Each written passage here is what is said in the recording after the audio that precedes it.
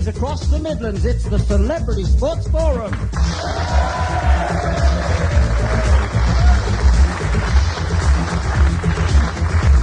In association with True Elect and fitting your host for the next hour, the award-winning sports broadcaster, George Gavin.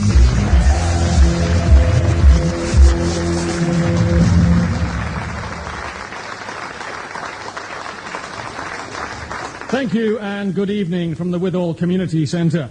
My guest this evening was born in Plymouth. His amazing football skills were discovered and nurtured by Birmingham City.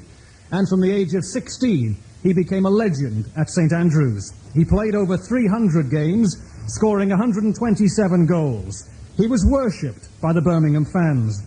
In February 1979, he became the first £1 million footballer in Britain when he transferred to Nottingham Forest. 3 months later, he scored the winning goal in the European Cup final. He had another £1 million move to Manchester City before spending 5 successful years in Italy.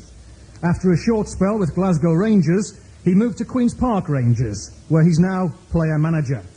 Next week, he's 35 years old, but he's still scoring amazing goals. Ladies and gentlemen, the one and only Mr. Trevor Francis.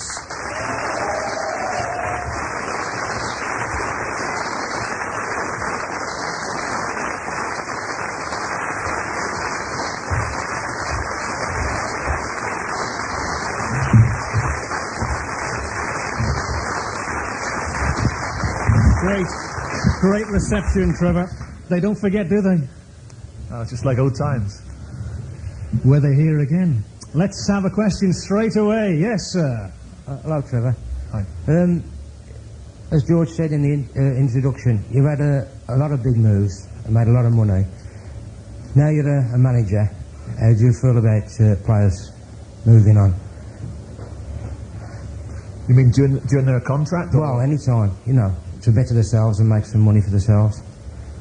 It's something that I feel that as a manager that we've got to accept. I feel at the moment, for example, I've got probably one of the best goalkeepers in the country in David Seaman, but he's got 1 year left on his contract, and we honestly believe that he will be leaving, but we're going to try our best. We've offered him probably the best contract ever offered to a Queen's Park Rangers player, but we also realise that Queen's Park Rangers are not a big club, so if he's got the opportunity to go to Arsenal or to a Spurs, there's not a lot we can do about it.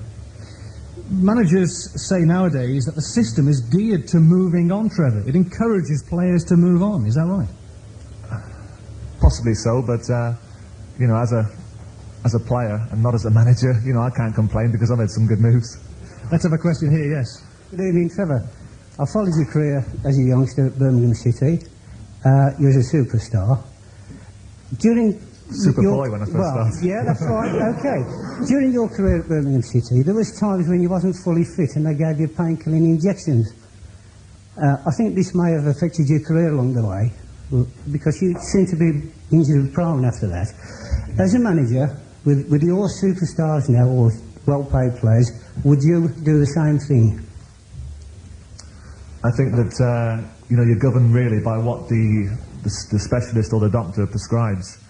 I think at times, you know, if he feels that an injection is for the benefit of the player, you know, I have to go along what the specialist says. But you know, I have to agree that in the past, you know, when I was at Birmingham, I think there are many occasions when, you know, I had to go and play when I wasn't 100% fit, and that was through injections. And you know, I think that it didn't help really my career. And you know, I feel that there are many who feel that I never really fulfilled my true potential, and that was because of injuries. You've got an unusual body, haven't you? You should know. So they say. You've got some kind of, well, it was in a book at some stage, wasn't it, Trevor, that you had some kind of different setup to your body, which made you injury prone. Was that right? I think that part of my problem was my explosiveness off the mark. And because of that, I was always liable to sustain muscular injuries because of this. You know, if I'd been, I don't want to give examples of players like, but, you know, perhaps a slower player, you know, I wouldn't have had so many injuries. Let's have a question again, yes. Good evening, Trevor. Where's it coming from? Right. Do you have any regrets about signing Andy Gray from Aston Villa now that he's not playing in the first team? Well, The reason he's not playing is because he's injured. That's the only reason he's not playing. He was playing very well up until 2 weeks ago when he got an injury against Luton. But hopefully he's going to be fit within 10 days. And as soon as he's fit, he'll be straight back in the team. You're obviously a Villa supporter, are you? Yeah. So you were pleased that he went, or disappointed? No, I was disappointed. I think he's got the potential to be a very good player. But he's, having watched him, I think he's very rash. He does stupid things when he gets the ball. He'll try and shot from 40 yards when a simple pass is on. Yeah. He scores goals from 30 yards as well. Yeah, he scores 1 in 3. You splashed out a bit, Trevor, didn't you? You know, you went for players like Spackman and Reed and Gray and so on. You obviously had some money to spend. Well, I've been very fortunate that, you know, the new chairman gave me money to spend. I didn't really plan to spend as much as I did, but the squad was decimated by injuries. And up until about 2 months ago, of the first team squad of 19, I was without 12 players. So I felt that unless I bought, you know, we're slipping near and near to the second division. We're not totally safe now, but I would think that on 40 points, you know, we must be one of the favourites to stay up. But without those new players that have come in, you know, I'm not sure where we'd be now in the league. You bought wisely, and you cracked the whip, didn't you? Much publicised over one of your players having a baby and going back to see it born. Do you regret any of your actions over that in the days following? No, I just regret that I couldn't find him a month's wages instead of 2 weeks. Really? You felt that seriously about it? I felt that he was in breach of contract for what he did. You know, he walked out the hotel without my permission and went home. I feel annoyed about it because, you know, he had been out the team for 10 weeks with injury, and he had been paid regularly for 10 weeks by the club. He also received bonuses for a month, and this was never mentioned. You know, I feel that, you know, we pay him very well. It's not for me to say what he earns, but, you know, I think that as a first division professional footballer, I feel that he was in a position to go private, to have his own private gynaecologist and do what I did, and that was to have an arrangement with the gynaecologist to have the baby induced, and he could have had it induced at a time to suit himself and the football club. Many wives would say that's, you know, a bit of an imposition, perhaps. Well, he chose that profession, and, you know, he drives a nice Mercedes. You know, he lives in a big house, and, you know, without Queen's Park Rangers giving him a salary for 8 years, you know, he can have those benefits. He had his fine cut, though, didn't he? So presumably someone didn't agree with the scale of the fine as well. I think you find that, you know, with regard to the PFA, it's their duty to back the player, and, you know, they felt that it was excessive, the fine, 2 weeks. To be perfectly honest, I don't know what you have to do to get a 2-week fine. You know, perhaps you have to actually, you know, murder the manager, you know, then you get 2 weeks. Let's have another question, and it comes from over there. Yes, sir. Good evening, Trevor.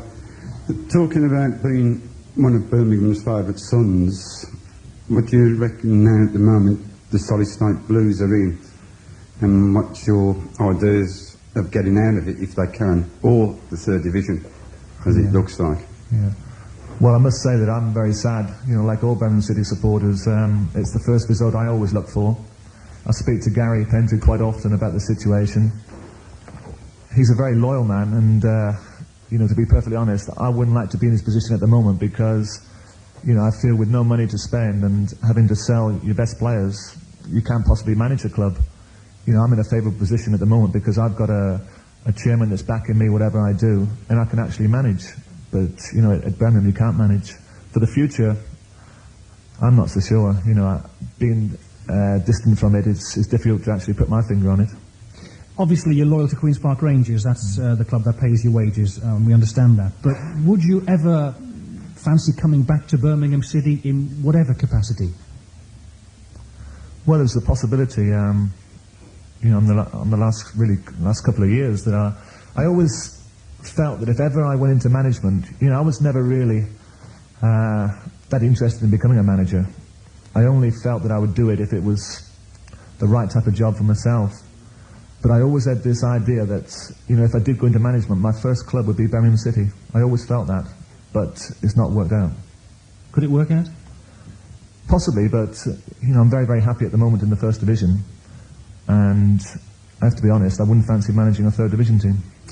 I'm George Gavin. My guest is Trevor Francis. We're on BRMB and Mercia Sound from the Withall community. Night sport across the Midlands. I'm George Gavin. My guest is Trevor Francis. And we were talking there earlier on about the baby and Trevor fining the father for leaving the club just before a match. I heard one or two oohs and ahs from our ladies down here. Now, ladies, I'm going to put you on the spot. What did you feel about it all? Madam, yes. Don't be shy. As a lady, as a mother, as a wife, honestly, give us your opinions. Come on. Well, I just don't think that you should have a baby induced. I mean, it's just not good enough. Would you put up with it if your husband had said you're having your baby induced or our baby induced because of my boss says so? Would you go along? Oh, I most certainly wouldn't. What would you do? I wouldn't have it induced. Right. Now, Trevor, faced with that, because ladies nowadays, you know, it's not like years ago they put their foot down. You wouldn't believe the mail I had that week. My desk was piled like this from women. Well, would you like... Go on, carry on. I said, would you, if, you know, it's all right for you men, you don't have these children, just to say, have it induced, do you know what you have to go through? Well, the second baby, my little one's 2 years of age now. My wife flew back 3 weeks before it was born from Italy to Solihull to have the baby. And it was arranged that my only day off in Italy, they would allow me to come back on the Monday. Any other day was impossible, so I had to fly back on the Monday morning. And when I arrived in Solihull Hospital, that's when she started off. No. I'm sorry, I can't Let's agree talk with to that. your husband then, yes? You are the lady's husband, I presume. Yeah, that's fair comment there. But the only thing I'll say about that, you get paid more money on the continent than what you do here, and they're more stricter. So I mean, really, they are the loyalty then, as you say, money talks then, in that sense. But I mean, the instincts of a man who wants to be there at the birth, surely. I mean, I find it totally inadequate that you should come down so heavy. I'll ask you this. If he'd have come to you and says, could I go, you'd have still refused, yes? If there was complications and I realised that the wife was having problems, I would have sympathised, but there were no problems. But nobody knows, do they, until it actually happens? You can't foresee complications. It's the most natural thing in life, having a baby. Exactly, that's right. I totally agree. But you can never foresee the complications. No, I feel Even that... the gynecologists are wrong. You know, it depends what type of football club you're running.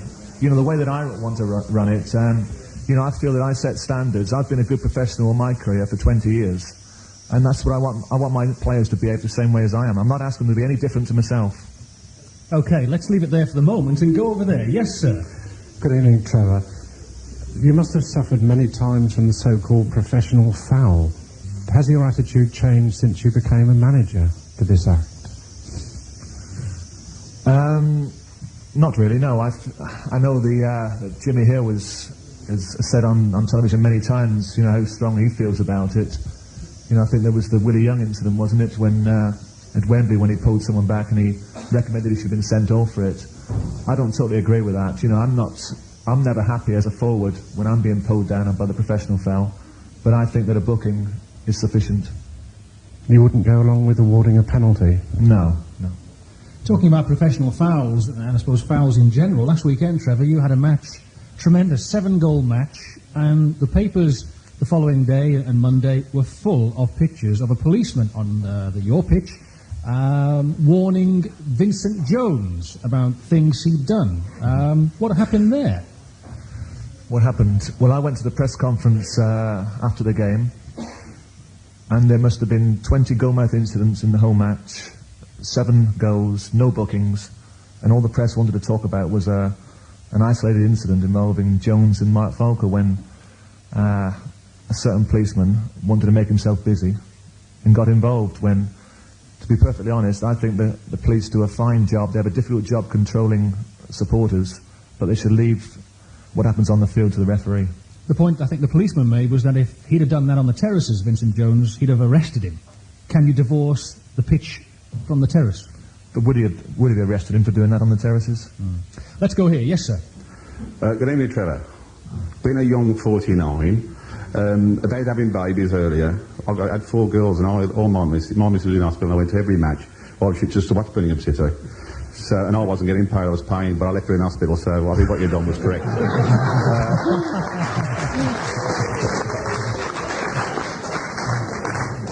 Right, then Could I just say that I had numerous letters from Queen's Park Rangers supporters who were backing me because, you know, when their wives have had babies, they prefer to follow us up the other end of the country rather than be at the birth of the baby. And also, I had hundreds of letters from servicemen who don't get the opportunity because they're away on the aircraft carriers or whatever, and they can't get back to their wives. I'll go along with that. The reason I went to see Birmingham City is not much when the baby was born, because I might miss something of it. Everyone's on the have they?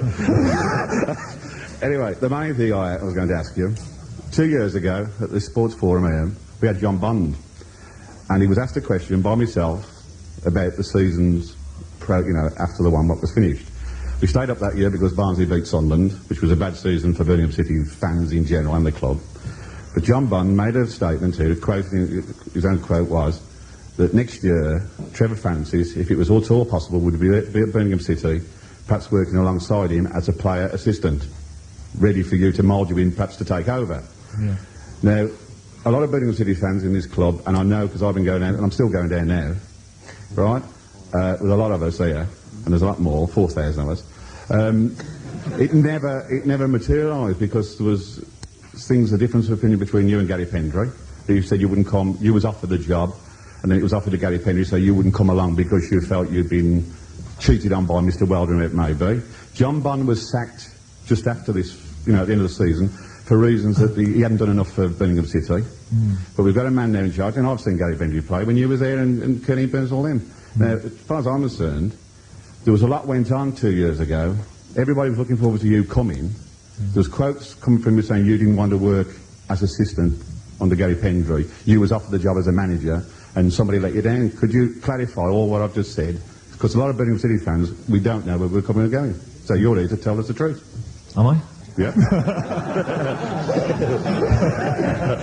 chance. I'm the manager now, I don't tell the truth. Well. To your best ability. I'm just trying to recollect, actually, exactly what happened. The initial approach was made by John Bond about myself coming as a player. Yeah.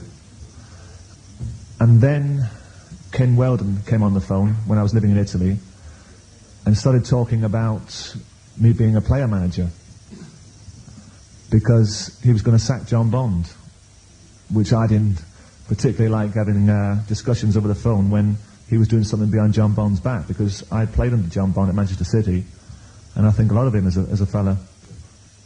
But to cut a long story short, after many discussions over the phone, we tried to keep it as quiet as possible, and we sort of agreed on the financial terms, and I was due to come over to Birmingham with a view to being the manager, and that was virtually set up. And he phoned me must have been on 10 occasions in the space of 1 month, and then there was a lull of about 2 or 3 days when I didn't hear from him, and I had a phone call from a journalist who said that have you heard the news this morning?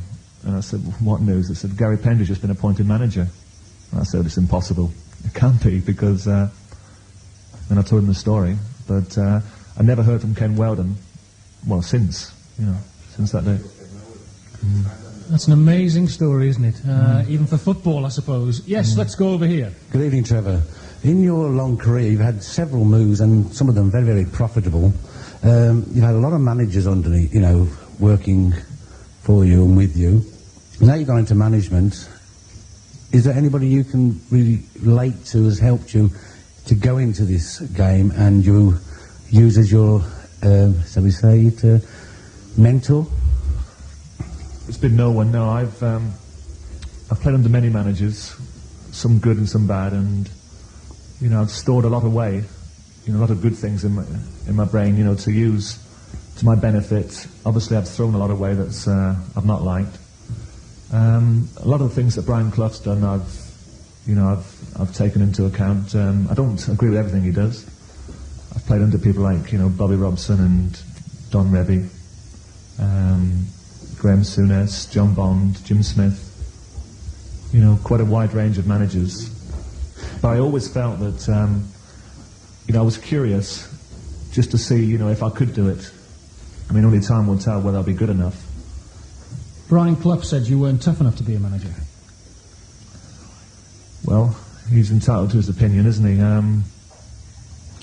Unfortunately, every time Brian Clough seems to speak to the journalists, it's taken as gospel that whatever the man says, he's right. I'm not trying to prove that he's wrong. I'm going to manage the way I think, and if I have to discipline, players, I'll do so. And it's not because I'm trying to prove a point. I think that discipline is very, very important. Without discipline in any walk of life, you can't go nowhere. So you'll manage as you played, doing your own thing? Yeah, because I like to think that, I've been playing now for 20 years, and I was a serious professional, and, always try to conduct myself in the right manner, and that's all I ask of my players. If they don't, they have to pay for it. Trevor Francis on Mercia Sound. At the Withall Community Centre with Trevor Francis and me, George Gavin. Before the break, Trevor, we were talking there about Birmingham City, and you can tell from the audience here how much they would love to see you back in the Midlands. Can I put you on the spot a little bit? If Ken Weldon, after what you told us, remains at Birmingham City, and I suppose there's some doubt about that, if he stays at Birmingham City, is there any chance of you coming back? Well, I've always gone on record as saying that I'll never return to Birmingham City as long as Ken Weldon is there, either as a player or as a manager. And the people who are here now know the reason why. And you feel that strongly about it?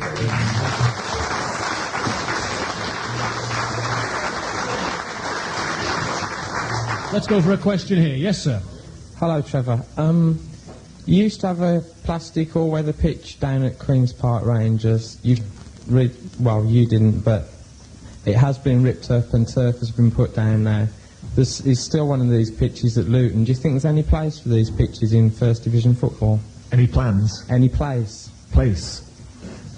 I don't particularly like them, no. I think that, football's about playing on grass. But having said that, our pitch has been a disaster this season. It's been a real handicap to us because we're a team that like to play football. And as you've probably seen on the television, it's like a ploughed field. In fact, we're contemplating now for the start of next season playing our opening 2 or 3 home games away from home to give the grass more time to settle. Can I throw your thoughts a bit higher, Trevor, than the pitch and talk about England just for a second? What do you think of the England situation, Bobby Robson? And if I can just start you off by asking you, do you think you ever played enough times for England? Were you overlooked too many times? Well, when I first started playing football, I was very, very happy to make a career as a professional footballer. So I was happy just to be playing, for Birmingham City. But as I progressed, obviously I was like everyone else. That was English, wanted to play for my country. And I think that I'm very, very fortunate that I was able to collect 52 caps. But it could have been more if it wasn't, for injuries. Possibly another 20 caps. But when I look back at my career, I'm delighted, of what I did. And the present setup? With England? Mm-hmm. You got Bobby Robson on next week, haven't you? Yeah. It's not as it should be, is it? I'm disappointed, having played in Italy, for 5 years, and watched how the Italians have progressed. I'm a great watcher of European football. I have a satellite in the house and watch it quite regularly. And I sat there last Wednesday night watching Real Madrid against AC Milan. The whole of the match, and we're years and years behind, unfortunately, this type of football. Would you fancy that job one day? It's a very, very difficult job. I do feel sorry for the manager at times, Bobby Robson, but having said that, he's been paid very well for it, so we have to accept the criticism. Would you like a change of manager? Not at the moment.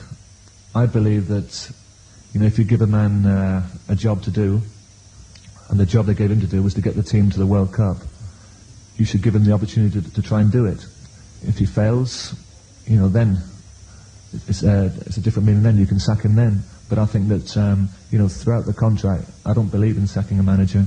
But I have also gone on record as saying that, there have been 1 or 2, managers put forward to replace Bobby Robson. I don't think there is one in this country. I would prefer us to go foreign and get, a foreign coach in. Right. Let's go over there, yes. Trevor, just a bit of humour, like, you spoke about Brian Clough earlier. When you went and picked up the Young Player of the Year award, which you deserved, which I would have thought might have got an applause, but... It was that long ago, I don't remember it. But when he told you off for having your hands in your pockets, what did you really think of the man? He didn't tell me off. That's the way he is, just being flippant. Yeah. But did you... Well, my reply was, you probably didn't hear it, was, yes, sir. He's an amazing man, isn't he? I mean, we saw him in the League Cup final, Woods Cup final, and quite outrageous, his behaviour in some ways. He's a law to himself, isn't he? Certainly is. He's the most unpredictable person I've ever met in life. And I think that, through being so unpredictable, the players never know quite where they are with him. And there's also a touch of genius with him that makes him so successful. Mm. And yet he can be such a gentleman. He shook all the hands of the Luton players and kissed some of them as well, and quite amazing. I also feel that his own players would like to have had their hand shaken as well. It's not a bad point, is it? Now, Brian Clough obviously grabs all the headlines. You said before, whatever he says seems to be taken as law around the place. He also went onto his pitch and smacked a few of his fans around. Against Queen's Park Rangers, actually, after a 5-2 defeat. Exactly. I wish he'd hit a few of my players.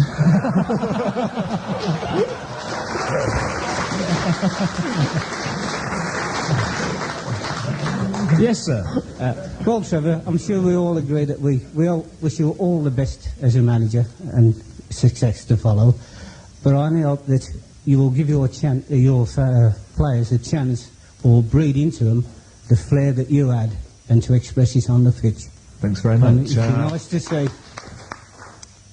I take your point, but, in today's modern type of game, it's not easy, we played against Wimbledon on Saturday, and there were times when we had to revert to their tactics to try and win the game. And that saddens me slightly. Let's go over here, yes. You said how much you admire Italian football and European football. Do you think if English clubs were allowed back into Europe, they'd be capable of starting to win trophies as they were before the ban was put into place? Not immediately, no. I think that still the best we have in this country is probably Liverpool. But even the Liverpool of today, in my opinion, doesn't compare with an AC Milan or an Inter Milan or Real Madrid or Steaua Bucharest. I think we have fallen slightly behind. You enjoyed your spell in Italy, obviously, didn't you? They play a different game to ours. The fans may not like it over here, though. Every country plays a different game to us. Yeah? So we're wrong? I mean, the fans seem to like it. Fast and furious, tackling, high balls. What's wrong with that, Trevor? They know no different, the fans here. I think that if you could get the happy medium, you'd have the perfect cocktail. The skill of the Continentals, coupled with the aggression and the determination of the British players, which are, great qualities, great assets that we have, that, Continentals are always striving to achieve. You'd have the perfect cocktail. Yes, sir. Good evening. Do you agree with Gary Lineker's statement in the paper about coming back to England, that no way, while the English clubs are out of the country, out of the competitions abroad, that he will come back because his type of play and the play of today is not English, it's all foreign? I don't think Gary Lineker will come back now. I think he'll probably go to Italy. In fact, I'm surprised he's still at Barcelona now because, there were strong rumours at the start of the season that, that he wouldn't sort of see eye to eye with Johan Cruyff. And I think it would be in his own interest, really, if he was to move from Barcelona. I think that having been there, in Spain, he obviously likes the lifestyle there. And, his salary at the present moment, there is no way any club in this country could ever get near to what he's, being paid. So I think that, it's virtually impossible that he would, think about coming back. When you're playing, Trevor, you always catch the eye. But who catches your eye? Who playing against has impressed you most in your career? That's a question that... in English or wherever? Anywhere. Well, both. In England and then the world. Well, I remember last year, you know, I'd never ever played against the lad Gascoigne, and I went up to Newcastle and played against him, and, you know, I thought that he had the best sort of skills I'd seen from a footballer since the days of George Best. Having said that, you know, I'm not sure really whether, you know, he can sort of, you know, put it all together on the football field, because at times, you know, he's not as professional as I feel that he should be. You know, if he was, I think he'd be a regular in the England team at the present moment. And abroad? Abroad, many players I've enjoyed watching, players like Butragueño in Real Madrid. The young lad now I play with at Sampdoria, Gianluca Vialli, who's a great prospect for the future. Diego Maradona, Van Basten, you know, these type of players. Terrific players. Friday Night Sport on Mercia and BRMB with Trevor Francis. Trevor Francis, I'm George Gavin. We're from the Withall Community Centre, and we'll start with a question again. Yes? Yes, Trevor. The night of Ian Handyside's testimonial, and you had played with him in the early years, didn't you? Was he at the club when you were there early years ago? I don't think he was. Wasn't he? No. Well, the reason I'm saying is, all the lads who turned out for that testimonial, including one of our old stars, Frank Worthington, who was the star man, like one, as far as we're concerned on the terrace, one of the star men on the night, especially lasting 90 minutes. How did it feel when you went back in that ground to hear people calling and chanting you? How did you feel personally? From the days when you was 16, 17, 18? Well, first of all, I was delighted to be invited back, but disappointed that I had a game for Queen's Park Rangers the following night, because I only played for 20 minutes. And the last thing I wanted to do was to let down the Birmingham public, but I'm sure they understood that I had to play the following day. In fact, you know, Jim Smith did his best to pull me out of the game, but having said that I wanted to play for 20 minutes, I went ahead and did so. I was probably more nervous for those 20 minutes than I was playing for QPR the following night in the cup match. It was a strange feeling, you know, going back, but good. Yeah, felt very good. Just wish that I could have... No. I would just wish I could have done a little bit more on the night. You know, obviously my mind was on the following night. Well, it's a great night. It was great of you to be there, because it raised so much money for Ian Handysides. And, you know, going back there, giving you that buzz again, I know you've said you won't go back while Ken Weldon is there, but what does it mean to you, Birmingham City, when you see it going down, spiralling down? Is it a very cynical game, football, where you move on and you cut your ties, or does it hold something more for you? Having been there for 9 years and started my career there, and, you know, they made me into a footballer. You know, without them, I wouldn't be sat here now. So it means everything. Correct. Let's go here, yes. Good evening, Trevor. Why do you think the gates have dropped so badly in football? Do you think it's because of the trouble on the terraces, or do you think it's the defensive type of football we play these days? I don't think it's the defensive type of football. No, I would agree with you if you had said that possibly the football, not possibly, because of the football not being as good as it was many years ago. I would agree with that. But I think the main reason is because of the violence. That's turned so many people away. Another question? Yes, sir. Hello, Trevor. Johnny Giles recently wrote that player managers like yourself and Brian Talbot would shortly have to give up actually playing so that you could sit on the bench and have a wider view of the game. Has your experience as a manager so far borne this out?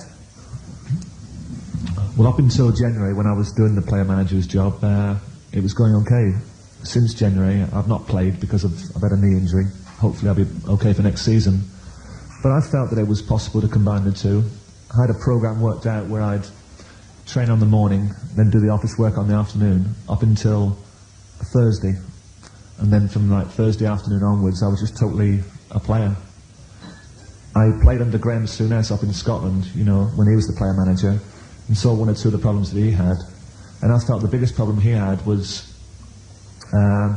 during the half-time spell, when he would come in, you know, in that 10 minutes, and try and sort of talk to the players. I found that you know, for Graham, that it was impossible when you're emotionally involved in a game to be constructive with your comments. So, you know, from virtually 2:45 onwards, you know, when I go up to that field as a player manager, I then give that role half time to my assistant manager, Peter Shreve. And do you rely on him then to pick up what's happening behind you as a forward? It must be very difficult for you to see what's going on all the time in defence and midfield. That's right. You can't see everything. That's why that's why I play him so well, to sit on the side and watch. But you know, once he's had his say, you know, I can sort of start to you know, think about what I'm going to say, and I come in then with my little bit at the end of the team talk. But I mean, perhaps it didn't work for Johnny Giles. Doesn't mean to say it doesn't work for me. You mentioned Graham Souness there, and he's had his domestic problems, sadly separated from his wife. He's very intense about the game, obviously a workaholic, loves the game. It strikes me, Trevor, from what you've been saying, is that you take the game, if not more seriously than Graham Souness. You have a close family, you know, your son's here this evening. Do you ever worry about the pressures it's putting on your family? Good question, that, because, you know, I've found that, you know, since I've been a manager, I hardly have time, you know, to sort of be with the family, and I am aware of the problems that Graham's had, because, you know, of course we are good friends, and it's sad for me to see, you know, Danny and the children, you know, split from Graham. But I am aware of that situation, and if ever it got to me like that, you know, financially I'm secure now, so I just get out of it straight away. Let's have a question here. Yes, madam. Yes, I've just wondered, getting back to the question before last, what your opinion as a football manager is of the introduction of the identity cards in order to try and curb the violence within the ground. Certainly a problem for a team like ourselves, you know, in London, Queen's Park Rangers. I don't see how it can be, you know, passed. I don't think that it will go through at all, personally. Sorry? But if the government force it through, it's going to go through, isn't it? You're going to be stuck with it.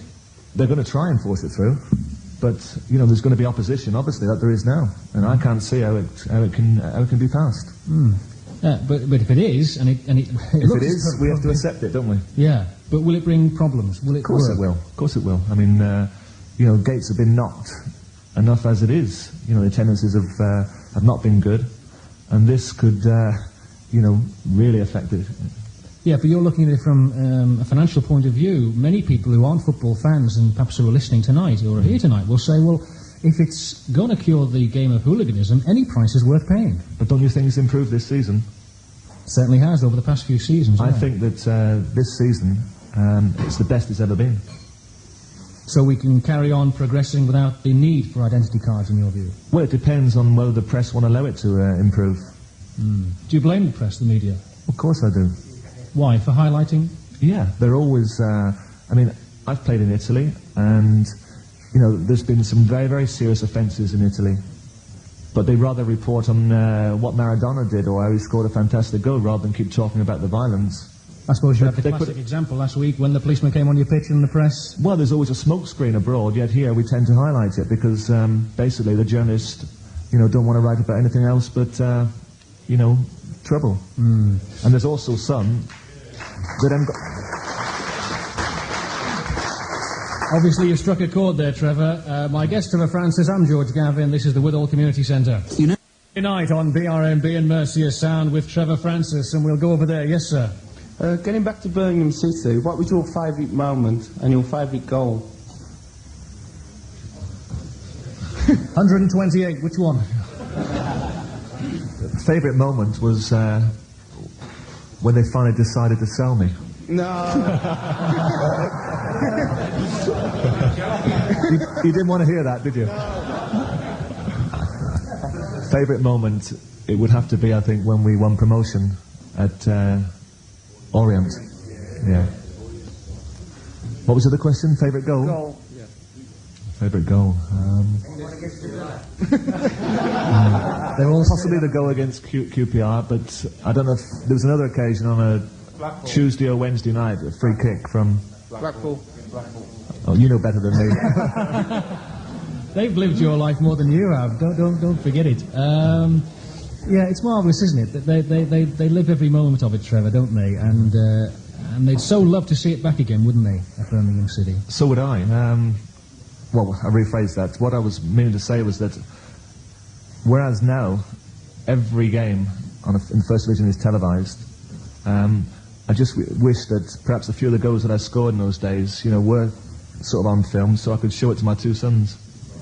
Yeah, well, most of them probably weren't, were they, in those days? Yes, you're quite right. That's a great shame, because everyone... perhaps it isn't a great shame, Trevor, because the memories are sometimes better than the actual film, aren't they, in some cases? Well, I've scored 1 or 2 this season, Tremendous. The type of goals that I was scoring when I was here with Birmingham. And I sort of turned around to my son and I said, I used to do that, many years ago. When I was a young man. Let's go over there. Yes, sir. Earlier on, Trevor, you said you was forgotten by England for quite a while. Do you think they're going to do the same with young Nigel Clough? I mean, that kid's got a brilliant footballing brain. Yeah, I have to agree with you. I'd like to see Nigel, certainly in the England squad. I don't understand why he's not in the squad. They say he hasn't got any pace, Trevor. Does that matter at that level? No, but he's got a terrible habit of scoring goals, hasn't he? Shocking habit, yes. 2 in the cup final. Disgraceful. No, having said that he's a good player, I also, believe that Peter Beardsley and Gary Lineker are very, very good players also. Let's go here, yes. Trevor, I remember you playing for the Blues some 18 years ago, and you mentioned that you spent some 9 years at the Blues. Having read your book, I was quite surprised to find that only a short part was allocated to the actual Blues when you spent such a long time of your career there. Was that because it was a time where it was unsuccessful for the club, or was it just the fact that after you left the Blues you felt that you had bettered your career in different ways? The large majority of it was devoted, to Nottingham Forest? Yeah. I think probably because at the time, I was playing for Nottingham Forest and they were very much in the limelight, and it made sense, possibly from a selling point of view, commercial point of view, to make it predominantly, with Nottingham Forest. But, I apologise if it was. I know you've worked with Jim Smith since, and obviously at Queen's Park Rangers, but do you think Birmingham City spent your money wisely at that time? The great windfall, the £1 million? Well, when you look back and try and work out what has gone wrong with the club over the years, I said earlier, it's difficult to put your finger on it, but perhaps if there was one moment when they should have really capitalised on the situation was when they sold myself. In those days, £1 million is the equivalent, I suppose now, of, 3 million, I suppose now? Probably more, yeah. I'm not saying I'm worth 3 million, I'm saying that, that's what it is in relation to today, 10 years later. And that's when they should have capitalised and gone on from there. Very sadly they didn't. Yeah. Let's go over there, yes. Trevor, could you tell me whether you think that Bobby Robson hoodwinked you into playing in 1986 against Scotland when England won 2-0? Could you tell me what actually happened there? What actually happened? Yeah, what actually happened? That was the Scotland game on the Wednesday night. That's it, yeah. And on the Sunday, prior to that, over in playing for Sampdoria against Napoli, I fractured my cheekbone. But I came over because I felt that there was still a chance that I perhaps may not go to Mexico, so I wanted to sort of play in the Scotland game. And, I gave him the option of, leaving me out. But I played and did my best, and as it happened, I did okay against Scotland, knowing very well that, the following morning I had to go into hospital for an operation.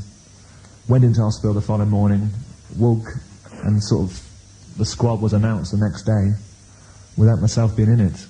And, I kind of set things like that. That's the biggest disappointment of my career, not going to Mexico. Having been in one World Cup in Spain, I would have gone quite willingly to Mexico, even if I didn't play. I'd have carried his case around Mexico for 6 weeks. No, really, seriously, because it meant that much to me playing in the World Cup in Spain. Because I knew that if I'd gone to Mexico, that would have I'd have been happy then to have said, well, that's it, I've had a good England career, my time's up. But, you know, sadly it came to an end against Scotland.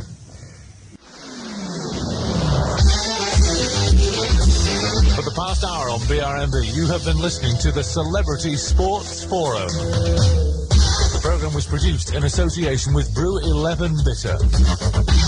And your host for the past hour was BRMB's sports editor, George Gavin. The engineer was Phil Wood and the producer was Phil Riley.